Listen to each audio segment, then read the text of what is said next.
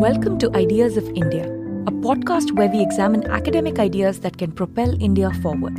My name is Shruti Rajagopalan, and for the next few weeks, I will be speaking to young doctoral and postdoctoral candidates entering the academic job market about their newly minted research on Indian political economy. The fifth scholar in our Young Scholar series is Dr. Vaidehi Tandel. She's an economist specializing in urban political economy and policy in India. I spoke with Vaidehi about her research on urban economics, in particular the following papers. Titled, What's in a Definition? Co-authored with Komal Hiranandani and Mudit Kapoor. Her paper titled, Too Slow for the Urban March, Litigations and Real Estate in Mumbai, co-authored with Sahil Gandhi, Alex Tabarrok and Shamika Ravi. And her important joint work on using a system of adaptive controls in the battle against COVID lockdowns that also won the COVID Emergent Ventures Prize awarded by the Mercator Center. For these papers and her other research, as well as for a full transcript of this conversation, click on the link in the show notes or visit discoursemagazine.com.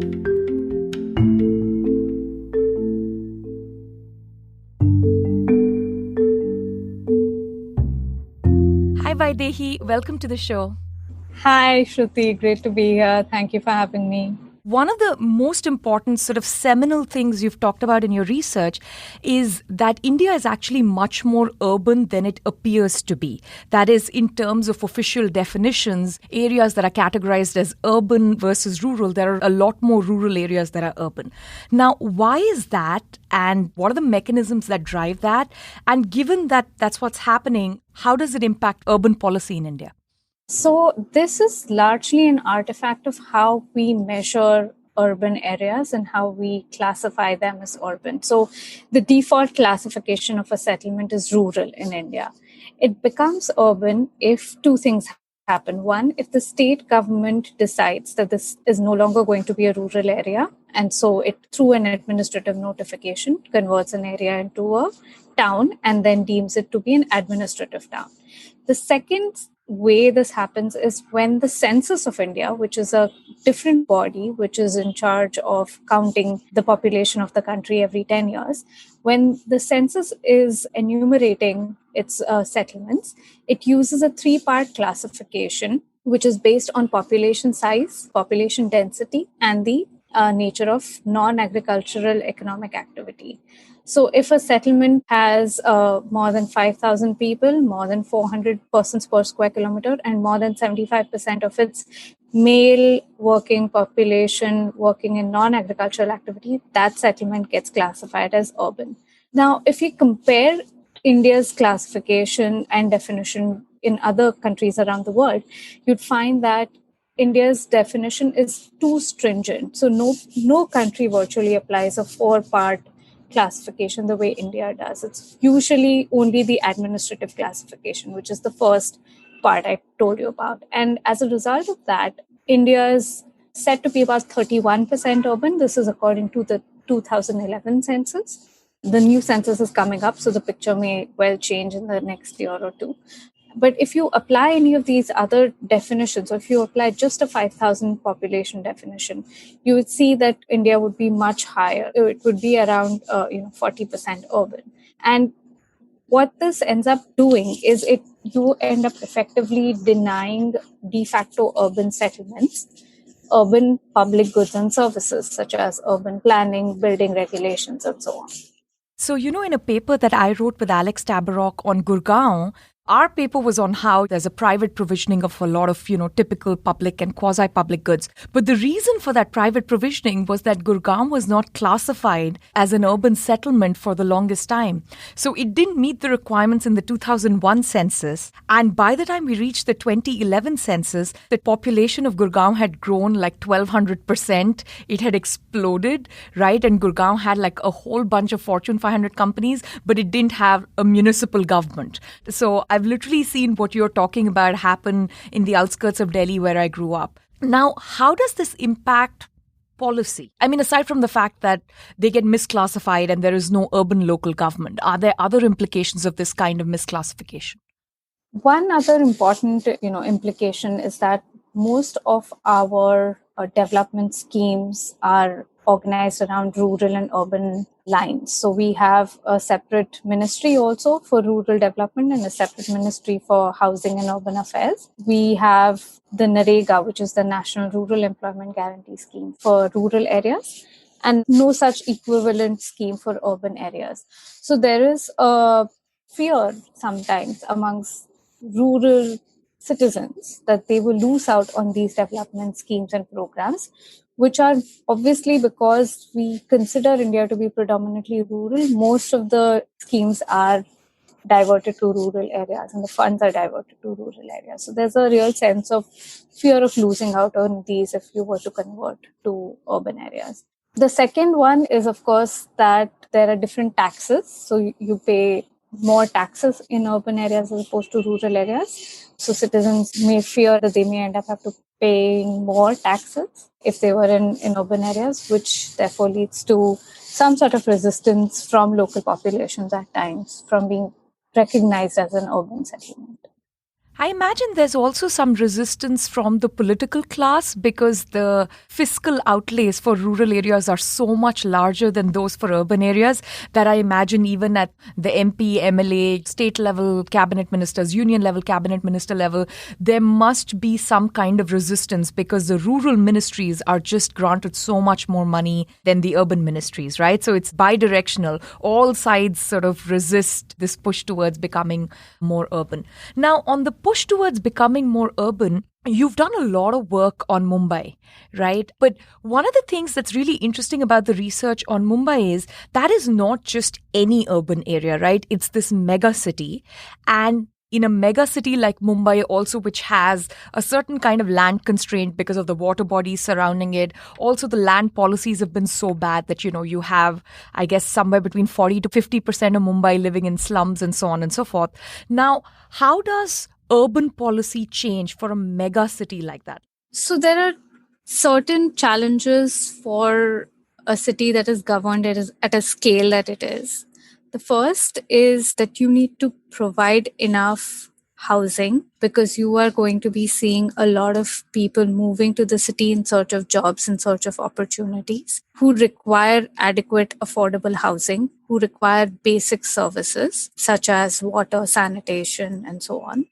And we find that, therefore, the policies that the local government has to undertake has to be keeping in mind the challenges of being adequately provisioning for a very, very large number of people and especially a large workforce. So you need to also make sure that your transit systems, that is the transport networks that connect your residential areas to the central business districts, are efficient and they allow for people to move from their homes to their offices and back fairly quickly.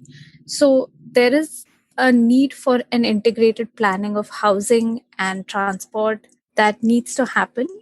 And unfortunately for most mega cities, including Mumbai, this is one of the biggest failures. And as you mentioned, having 40% of your population living in slums is a pretty big sign of the failure happening. So I know that Mumbai is making great strides when it comes to, mass transit. It already has the local train system. It's introduced a metro system, which is developing quite well from what I understand. But the other half of the problem that you just talked about, which is increasing housing supply, right? So one is just the number of homes need to increase, right? So what are some of the barriers to increasing the housing supply in Mumbai? Because I always think of Mumbai as this exceptionally vibrant market that any consumer demand is immediately met with supply, but that just doesn't seem to be the case for housing. So what are the barriers? One key barrier is the way we have designed our land use planning rules. So there is a concept called the floor space index, which determines how much a builder can build up on a given piece of land. The lower the FSI or the floor space index, the lesser is the ability to build.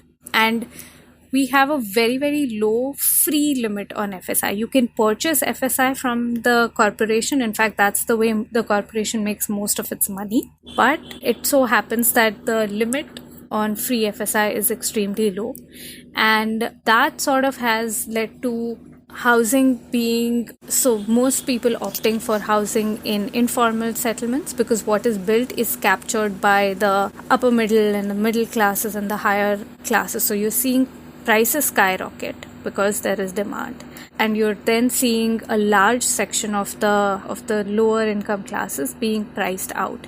In fact, it's gotten so worse that even middle class families cannot afford to buy back their own homes if they were to do that today. And what is interesting about what you said initially on the integrated transportation and housing policy system, I read a beautiful chapter in Tim Harford's book, which talks about how the elevator is also a mass transit system when it comes to skyscrapers, right? So if the Mumbai authorities decided to increase FSI and, as Alex says, reclaim land from the sky, and then you have a different mass transit system, which is not dug deep into the ground like the metro, but which is an elevator. Now, I had the opportunity to hear you give a wonderful paper a few months ago at the Carnegie Endowment in Washington, D.C., where you also talk about delays in real estate construction as a major problem in increasing the housing supply in Mumbai. What are the causes of some of this kind of delay? So this is actually a paper that I'm working as a co-authored piece with Alex and Shamika Ravi and Sahil Gandhi. And what we are looking at is the second part of frictions in supply. So the first is, the policies like FSI which don't allow housing to be built. Then there are regulatory delays or approval delays, which means that whatever is being built gets slowed down drastically. And then there is litigations, which are another cause of major frictions in housing supply. And in Mumbai, you have about 30% of the upcoming buildings in the city that are under litigation. So it's not a trivial problem. And what we try to investigate in our study was to understand how much does litigation affect delays in project completion. But what we find is that projects which have litigation on an average take 20% longer to complete.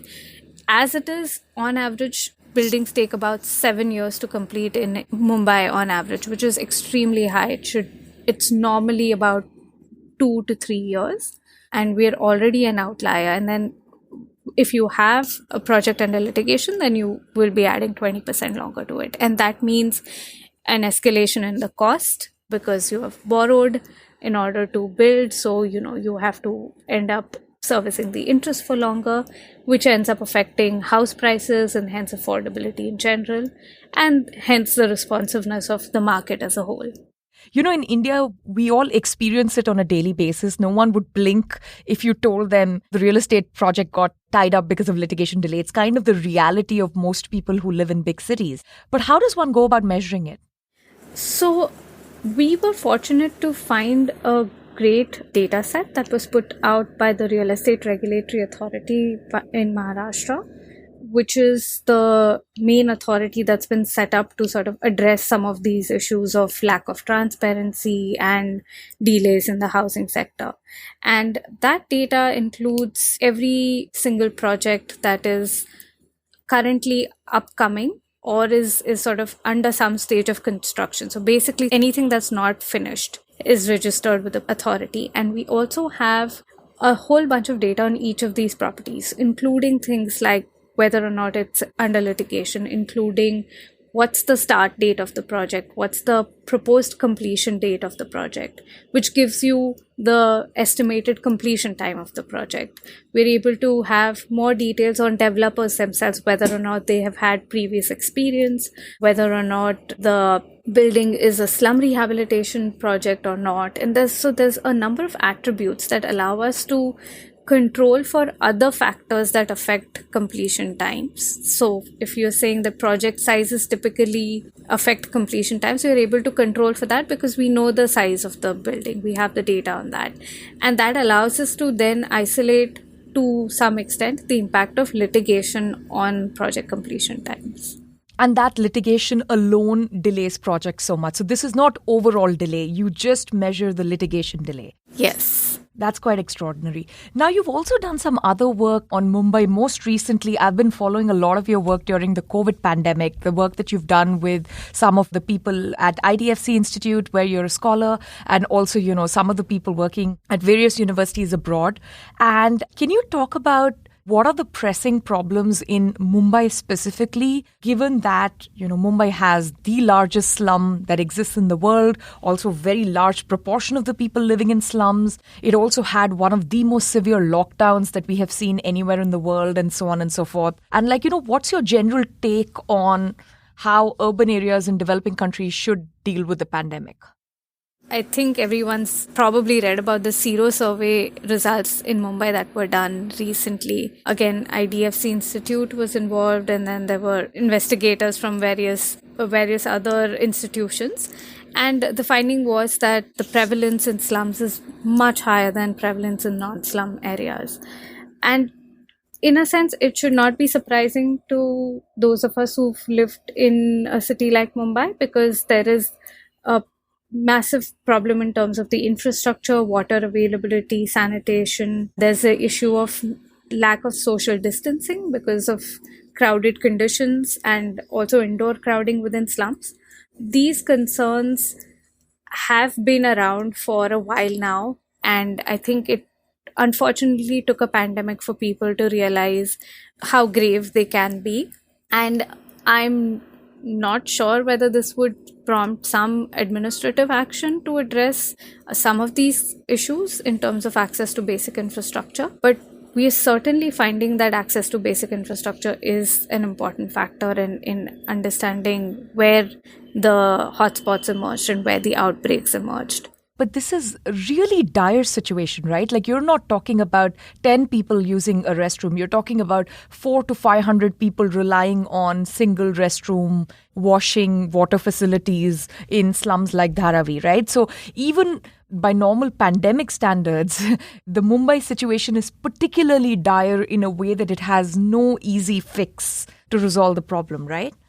Absolutely. And even in terms of access to water, it's not uncommon for people to use public taps, right? And not have indoor water connections. So access to water is bad. And for women also, having a public toilet is one thing, but having a functioning public toilet is a very different thing. So if you look at that measure, then the number of toilets accessible to women actually reduce. There's additional problems of children and women usually using the toilets together, about women accessing them only in certain times of the day, which then means that you're again effectively not able to crowd. So there's all these additional problems in gendered access to infrastructure that's likely to cause a problem.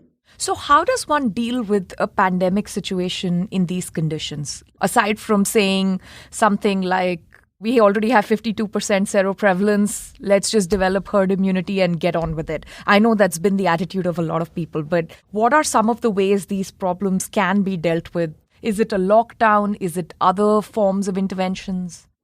I am not sure about the efficacy of a lockdown in slums, again, because of the unlikely situation that people will be able to safely socially distance. What I think would be more effective is to try and have these tried and tested ways of prevention, of mask wearing, of, I know hand washing is difficult, but there have been, NGOs closely working with slum dwellers, developing solutions in terms of having buckets of bleached water and, having them at accessible points so that people can use those instead of relying on, typical soap and water that the rest of us do.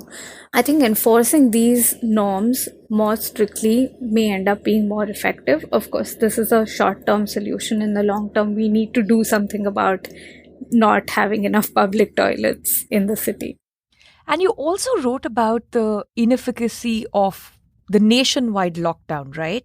And how this needs to be a little bit more local. Like, how would you think about designing a lockdown-esque intervention, not the kind that the Indian government did, but, some kind of a social distancing, reducing super spreader events sort of intervention for a country as large and diverse as India? Yeah, so this is actually a work that I was involved with, which was led by Anup Malani from University of Chicago and Jonathan Gruber. And both of them have sort of been leading a large effort on responding to the various challenges that the pandemic has thrown up in India. And this includes thinking about vaccination strategies, and this also includes thinking about having granular lockdown policies, which means that instead of locking everything down, for a set period of time, how do we calibrate government responses to respond to certain key indicators that they may track? So, this means that if the government is trying to track the reproductive rate, it just goes after that indicator. And the minute that indicator is above a certain threshold, those local areas, you try and have certain interventions there in order to stop it. So if it's slightly above your threshold, then you can try more benign sort of interventions. But if it's extremely high, and if it's likely to become a major hotspot, then that's when you decide to completely lock down and enforce a lockdown. Yeah, and this paper won one of our Emergent Ventures prizes that we give out at Mercatus, right? Yes. And what I really like about it is it has two things that are wonderful. One is it's decentralized in the sense that it's a highly local response. And two, it's an actual response, right? It's a response to a given situation as opposed to a one-size-fits-all diktat that just sort of, pops from above. Because, when the lockdown happened in India, I recently learned that 12 of the states in India had zero COVID cases, but a nationwide lockdown was still announced. And the kind of policy you suggest, which you've done, of course, with the whole team led by Anup Malani and all the co-authors, I think sort of addresses or at least solves that problem in some way. What is some of the research that you're working on now and some of your future projects? So at the moment, I'm sort of building on the work that we did with the litigation and real estate project completion. So we're also trying to understand whether the permissions processes and whether time to completion changes based on certain political economy factors. This is again being done with Sahil and Alex. And we're trying to look at whether there is any local political developer nexus that could explain why some development takes much shorter completion times compared to other comparably large or small development. The other work that I'm doing is sort of work that I started when I was doing my postdoc at Columbia, which was to put together a data set using the 5th and 6th economic census of all the firms at the sub-district level. So most of the work on the economic geography and location decisions of firms in India tends to happen at the district level. And what I'm trying to investigate is things like, is there evidence of clustering or specialization of industries within the firm? What does the productivity of these clusters look like? What could explain this clustering? Is it available infrastructure in the neighborhood? Is it densities of population themselves? Is it certain urban indicators that are explaining clustering? So again, thanks to COVID, there was a little bit of a delay in me actually getting to writing this paper up, but that's what I'm hoping to get back to doing soon. You're actually quite different from some of the other scholars we are speaking with in this series, in the sense that you're quite a few years out of your PhD, and though you recently completed your postdoc, you have many, many years of experience working in policy, writing policy papers and reports, working with government institutions like Niti Aayog, and at the present moment working on COVID. What's the difference between policy research and academic research, other than, say, a publication outlet? And does policy research change the kind of academic work that you do? I would say the big difference is the time horizon. Normally, policy research ends up being responding to certain demands from the government, and therefore the time that is needed to produce your research ends up being much shorter.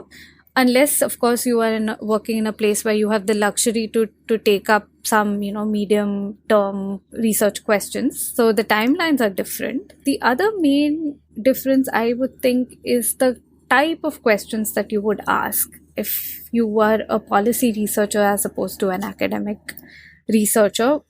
The academic research is oriented more towards your peers and more towards your own field. So you are trying to understand the big questions there. And really, the concern is not as much whether or not this is actually relevant to answering some of the questions that the government or policymakers may be grappling with. As a policy researcher in the same field, you would pick some different kinds of questions, and you try to also communicate your research slightly differently. You would also write for the public, make presentations to the government, and so on. And that's, I guess, something that you don't end up doing or having the need to do if you're doing pure academic research work. Do you ask different academic questions because you worked in policy so long, or it's just like different hats? And as you said, you're speaking to different audiences, so you just write different papers, even on similar themes? I'd like to say that most of my questions are policy oriented questions. So they're either examining the impact of a policy, or they are trying to come up with some policy recommendations through better measurement of stuff, like the litigation paper did. My sense is that the paper, like the economic geography paper that I want to do, is also going to have some policy recommendation component in terms of infrastructure investment and so on. So maybe since my inclination was to do policy relevant research, I ended up, in a think tank right after my PhD. And the most important question during the pandemic is, what are you binge watching to keep yourself sane? I'm currently watching Queen's Gambit on Netflix. I don't like to binge watch, so I'm taking it slow, and I've reached the middle of it, and I'm really enjoying it so far. Thank you so much for taking time and speaking with us today. It was great chatting with you. Thank you so much. It was a pleasure. Bye. Thanks for listening to Ideas of India. If you enjoy this podcast, please help us grow by sharing with like-minded friends. You can connect with me on Twitter at @SRajagopalan. Our next episode concludes our special Young Scholar series with Kumar Mangal, a PhD candidate in public policy at Harvard University, where we discuss his research on labor markets in developing countries, especially India.